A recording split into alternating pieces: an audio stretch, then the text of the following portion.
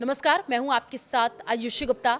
Israel और Iran के बीच चल रहा युद्ध 19 जून को 7वें दिन में पहुंच चुका है और इस दौरान दोनों देशों ने एक दूसरे पर नए मिसाइल हमले किए हैं। हालात लगातार बिगड़ते जा रहे हैं और पूरे पश्चिम एशिया क्षेत्र में तनाव बढ़ गया है। अमेरिका के राष्ट्रपति डोनाल्ड ट्रंप ने ईरान से कहा है कि वो बिना शर्त आत्मसमर्पण करे ताकि संघर्ष को और बढ़ने से रोका जा सके। उन्होंने ये बयान क्षेत्र में शांति बनाए रखने के लिए दिया है। एक रिपोर्ट के मुताबिक 18 जून की सुबह के पहले 2 घंटे में ईरान ने इजराइल की तरफ 2 मिसाइल हमले किए और इन हमलों के धमाके इजराइल की राजधानी तेल अवीव के ऊपर सुने गए। इजराइल ने ईरान की राजधानी तेहरान के दक्षिण पश्चिम इलाके में रहने वाले लोगों को चेतावनी दी है। बताया यह गया है कि इजरायली वायुसेना इस इलाके में मौजूद ईरानी सैन्य ठिकानों पर हमला कर सकती है, इसलिए लोगों को जगह खाली करने के लिए कहा गया है। इजराइल के प्रधानमंत्री बेंजामिन नेतन्याहू ने कहा कि इजरायली सेना आईडीएफ अपने हमले और तेज करेगी। वहीं ईरान के सर्वोच्च नेता अयातुल्ला अली खोमेनी ने भी जवाबी कार्रवाई की धमकी दी है। उन्होंने एक्स यानी ट्विटर पर यह लिखा, हमें आतंकवादी जायूनी शासन को कड़ा जवाब देना होगा और हम जायूनीवादियों पर दया नहीं करेंगे। इस पूरे संघर्ष की शुरुआत 13 जून को हुई जब इजराइल ने ऑपरेशन राइजिंग लॉयन के तहत ईरान के परमाणु ठिकानों पर हवाई हमला किया था।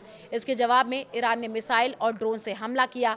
इस लड़ाई के कारण आपको बताते चले कि जो तनाव है वो लगातार बढ़ता जा रहा है। इस लड़ाई के कारण मध्य पूर्व की शांति की स्थिरता पर खतरा मंडरा रहा है। रूस ने अमेरिका को सख्त चेतावनी दी है कि वो ईरान पर हमला ना करे, वरना इससे पूरे पश्चिम एशिया मिडिल ईस्ट में हालात बुरी तरीके से अस्थिर हो जाएंगे। रूस ने यह भी दावा किया है कि इजराइल के हमलों से दुनिया एक बड़ी परमाणु त्रासदी के बेहद करीब पहुंच गई है। यह बयान रूसी उप विदेश मंत्री सरगई रैबको ने सेंट पीटर्सबर्ग में एक आर्थिक सम्मेलन के दौरान दिया।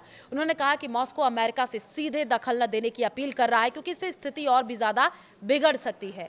रूस के उप विदेश मंत्री सरगई रैबकोव ने यह कहा है कि यह कदम पूरे इलाके को हिला देगा। हम अमेरिका से ऐसी अटकलों और सैन्य दखल के विचार से दूर रहने की सलाह देते हैं। रूसी विदेश मंत्रालय की प्रवक्ता मारिया जाखरोवा ने भी चेतावनी दी कि इजरायल ने ईरान के परमाणु ठिकानों पर हमला किया है, जिसे दुनिया मिलीमीटर की दूरी पर है, एक विनाशकारी परमाणु हादसे से।